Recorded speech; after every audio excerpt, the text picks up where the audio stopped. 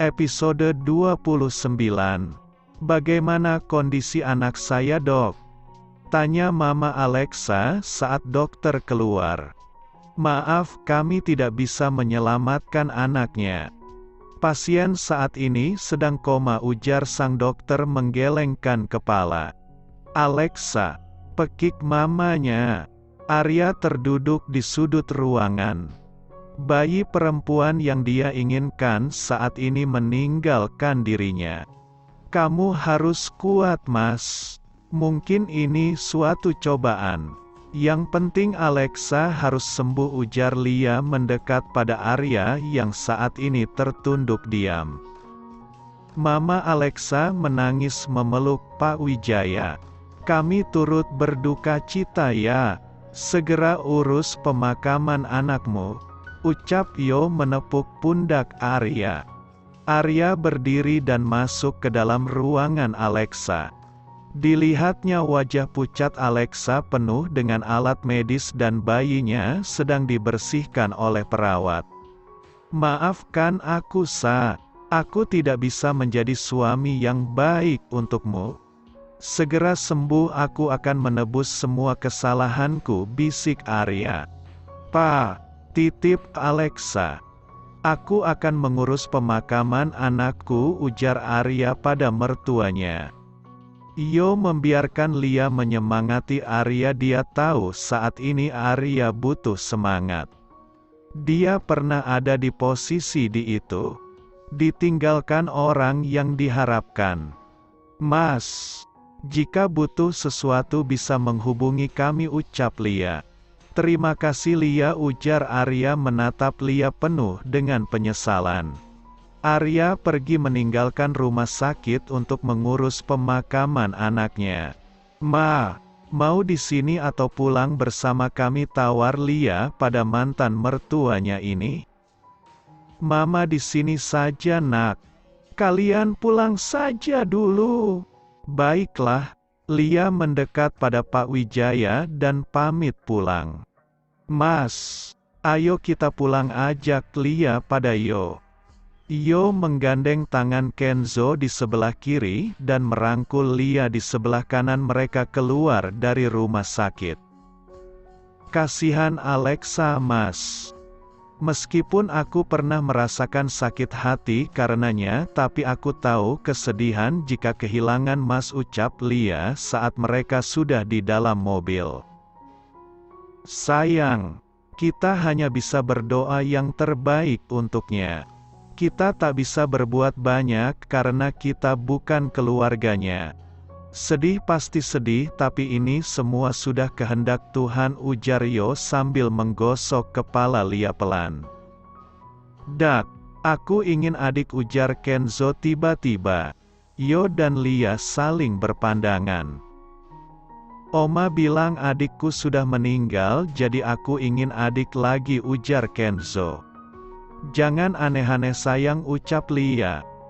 Dak, aku ingin adik, kekeh Kenzo. Iya, jangan ganggu Dedi, menyetir Ken. Bahaya, ingat Lia. Kamu berdoa saja, supaya Mami cepat memberikan kamu adik, ucap Yo menatap Lia tersenyum. Alexa belum juga sadarkan diri dari komanya. Bangun, Sa. Aku banyak salah denganmu. Aku sudah mengacuhkanmu beberapa waktu ini. Maafkan aku, ujar Arya memegang tangan Alexa. Sabar ya, semoga Alexa bisa melewati masa kritisnya ini, ucap Mama Arya. Ma, aku banyak salah pada Lia dan Alexa. Karena aku kedua wanita ini berseteru. Aku lelaki bodoh, Ma. Meskipun aku tak bisa melupakan Lia, tapi aku ingin Alexa sembuh. Aku ingin menebus semua kesalahanku, ucap Arya tertunduk sedih. Mama dulu kecewa padamu karena kamu berselingkuh dari Lia. Tapi semuanya takkan bisa kembali lagi. Mungkin ini satu hukuman bagi kalian karena sudah menyakiti Lia. Minta maaf pada Lia. Perbaikan semuanya. Hilangkan semua dendam di hati kalian, ucap Mama Arya. Sa, bangun. Aku menunggumu, bisik Arya pada istrinya ini. Pagi ini Lia sedang berkutat di dapur. Kebiasaannya dulu mulai timbul lagi. Meskipun punya pembantu, Lia ingin Yo makan dari buatan tangannya.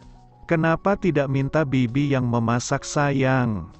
Tanya Yo sambil memeluk tubuh Lia dari belakang dan sesekali mencium tengkuk istrinya ini. Aku ingin memastikan kalian makan dari tanganku, jawab Lia tersenyum. Mas, lepas. Nanti dilihat bibi, ucap Lia malu. Yo tak menggubris perkataan Lia, dia malah mempererat pelukannya. Mas. Sebentar lagi Kenzo keluar, ucap Lia yang masih mengaduk nasi goreng buatannya. Lia sibuk kesana kemari dan diikuti oleh Yo dari belakang tubuhnya. Mi, Dedi kenapa? Tanya Kenzo yang melihat Yo di belakang maminya. Dak, ayo lepas. Malu dilihat Kenzo. Dedi sakit? Tanya Kenzo polos. Dedi butuh mami, ucap Yo pelan. Mi, tolong Dedi, Mi, pekik Kenzo. Lia tersenyum geli melihat tingkah Kenzo yang polos dan Yo yang manja. Mami selesaikan dulu masakan mami, ucap Lia mengalah. Setelah selesai Lia memberikan sarapan untuk Kenzo karena putranya akan pergi ke sekolah. Lia meminta sopir untuk mengantarkan Kenzo karena dia harus mengurusi bayi besarnya satu lagi. Kamu tidak ke kantor, Mas? Tanya Lia masuk ke dalam kamar. Aku yang punya kantor jadi tidak masalah, sedikit terlambat, jawab Yo sombong. Mas, kalau butik aku jual pada Ratna bagaimana? Aku rasa saat ini aku tak punya waktu lagi untuk mengeceknya, ujar Lia meminta pendapat Yo. Mandikan aku, sayang, pinta Yo manja. Mas, terserah padamu. Itu kan butikmu, sayang. Aku mendukung semua keputusanmu. Kalau kau tak bekerja pun aku masih sanggup menghidupi kalian, ucap Yo masuk ke dalam kamar mandi dan diikuti Lia. Aku ingin kau fokus pada program anak kedua kita, ujar Yo sambil memeluk Lia di bawah guyuran shower. Untuk meninggalkan perusahaan aku belum bisa, Mas. Karena itu milik Kenzo. Aku harus mengembangkannya lagi agar Kenzo kelak bisa hidup enak. Yo mencium tengkuk Lia. Mas, tangannya dikondisikan, ujar Lia menepuk tangan Yo yang sedang bermain di gundukan kembarnya. Hahaha, kau membuatku candu, sayang, ucap Yo mulai meraba tubuh bawah Lia. Mas, ayo cepat, aku ingin ke kantor. Sebentar, sayang. Bantu aku menyelesaikan ini dulu, tunjuk Yo pada bagian bawahnya yang tengah berdiri tegak. Aku tak mungkin ke kantor kalau seperti ini. Rengek Yo.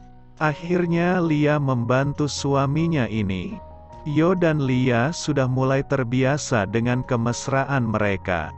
Yo pun sudah merasa jatuh dalam pesona istri barunya ini. Sayang, makan siang aku ke kantormu, ucap Yo mencium kening Lia.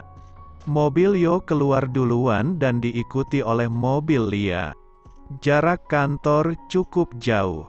Lia hari ini ada pertemuan penting dengan Pratama untuk membahas proyek mereka tempo hari.